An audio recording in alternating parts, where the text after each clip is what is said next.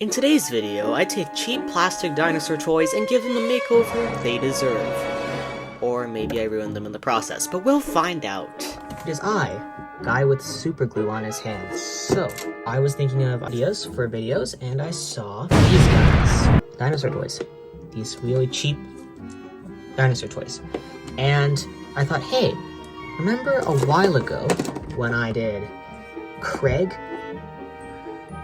Yeah, well, what if I did that? Well, with these guys. That's what I'm gonna do. And Craig's gonna be here with me. Isn't that right? Burn the city to the ground. Yeah. First up is this JP ripoff Dilophosaurus. This Dilophosaurus is very clearly a Jurassic Park knockoff with that frill and body shape. The sculpt work is very bare bones, no pun intended, with what looks to be just crosshatch scales and the classic elephant skin with a very asymmetrical head. I mean, look at this guy. He's screaming for our help. The colors are very basic, just an olive green with some orange airbrushing on what looks to be a gray mold, and the reason I know that is because the quality of the paint is so bad it's already chipping. Yeah, so let's see if I can use my editing magic to make this primed already. Oh, crap. Oh, here it is. After having primed the figure with gesso, I applied a base coat of paint, which was a sort of dark olive green. If you're wondering why it gets darker after a little bit, it's because the original color dried up, and I had to unsuccessfully color match a new one, because that is just the play of acrylics. You may be wondering why I spent all that time priming and reapplying a base coat for it to basically be the same color as it originally was. I mean, it's slightly darker, but it's just a stronger foundation to stick to, I guess.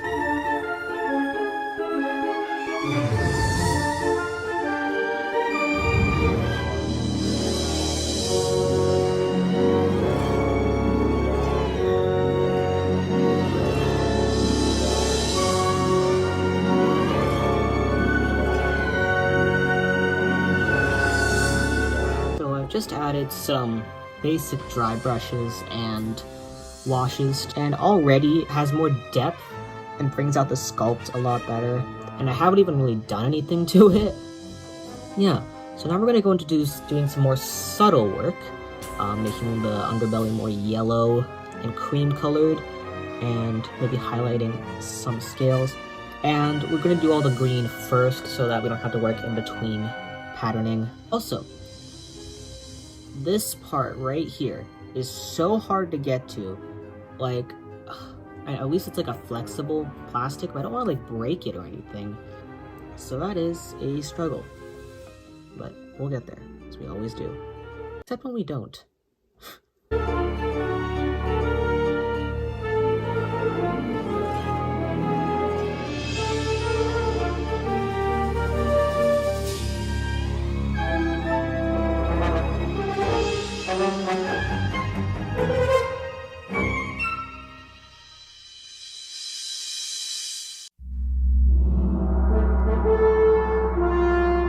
Whoops.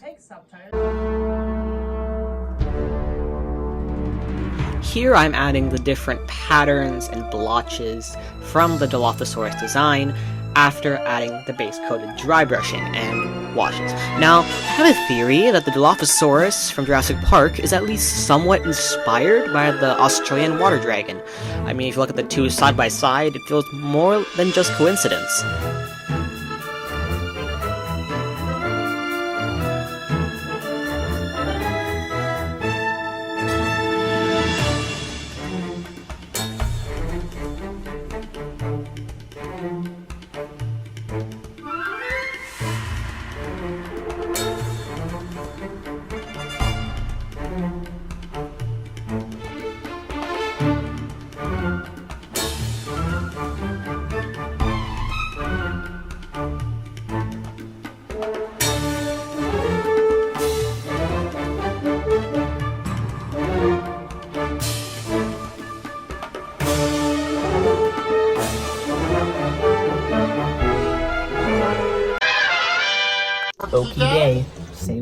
say. Okay. Why was that fucking funny? Anyways, can I re-record that? Sure. Shout out to F Platypus. What? I know I bullied him a lot, but My god, character development. shout out to him.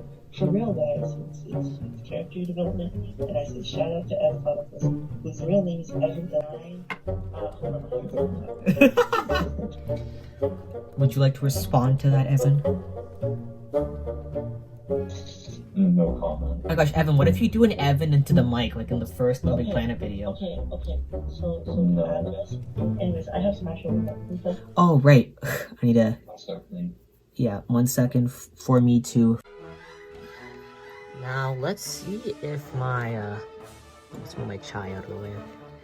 Now, let's see if my magic skills have improved, and I can get this to turn into the primed version. But first, let's talk about the original. There's nothing much to see here, it's just your ordinary elephant-skinned, Brachiosaurus. I mean, the colors are pretty nice, kinda reminds me of, I don't know where I was going with that. 1, 2, 3... Huh. That's better, I guess. Oh no, wait! They're not the same! They're slightly different! The head shapes are different! Oh no! The illusion is ruined! Ah! I have 3 of these, and they're all different sizes, and their heads are all different. Didn't realize that. Come on, what the heck is this? What the hell is that? What is that? Anyhow. Oh god, my desk is filling up with dinosaurs. Ace coat time. For repaint options for the Brachiosaurus, I was pretty limited, mostly because they all kind of look the same. So I just picked the Jurassic Park Brachiosaurus.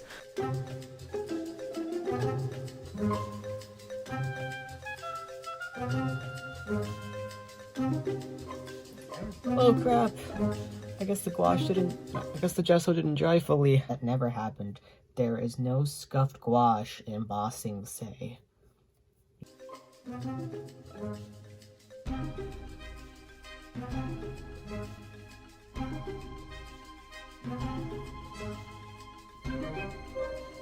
Please believe my dog has the audacity to bark while I'm recording.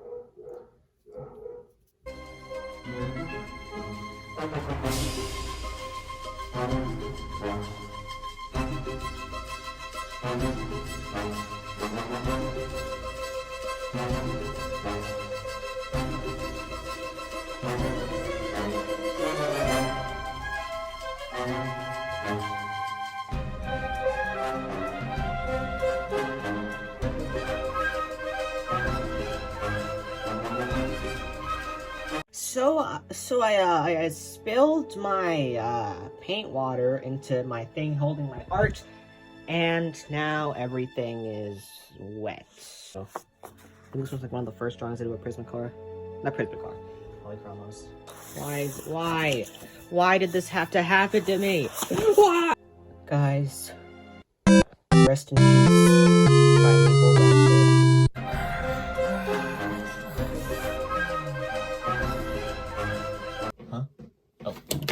So the next thing that I was thinking of doing was either this trike or this Spino. I'm gonna flip a Baryonyx.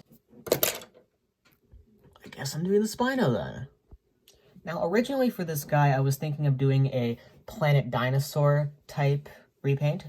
This looks a lot more like something else and that you might have seen before. Do you see it? In terms of the actual figure, it's probably the best of the 3 that we've seen so far, with a very simple but effective paint job, and the least asymmetry out of all of them. So, since snapping isn't working for instantly making these primed, let's try something else. Holy oh, fuck, it's still wet. Oh god, I'm not good at this.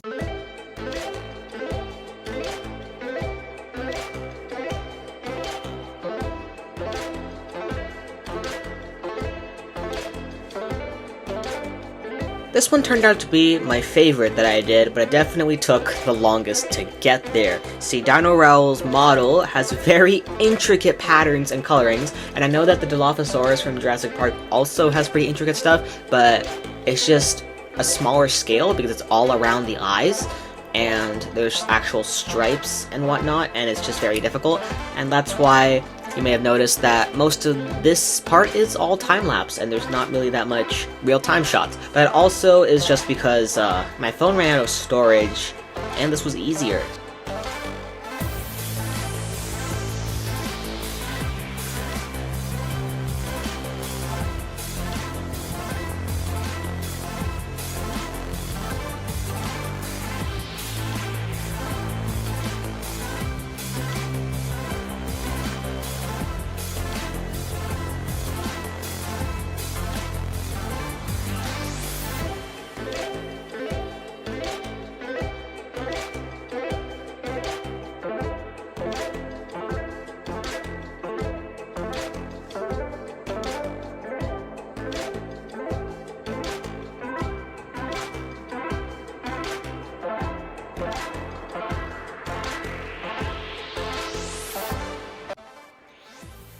So I've added some extra details, focus, there we go. I've added some extra details to the face because, as you can see on the reference picture, there's quite a bit.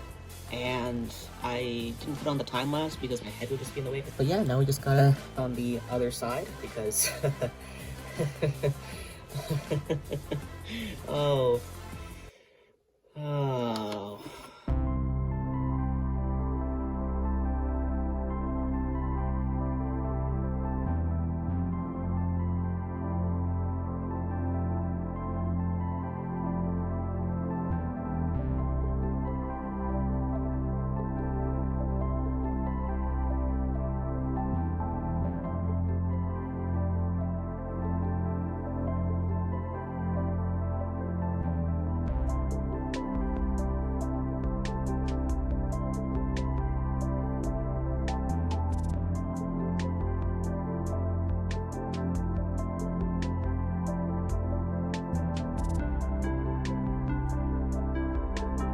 Okay, so now it's time to see the final results. First up, we have Dilophosaurus.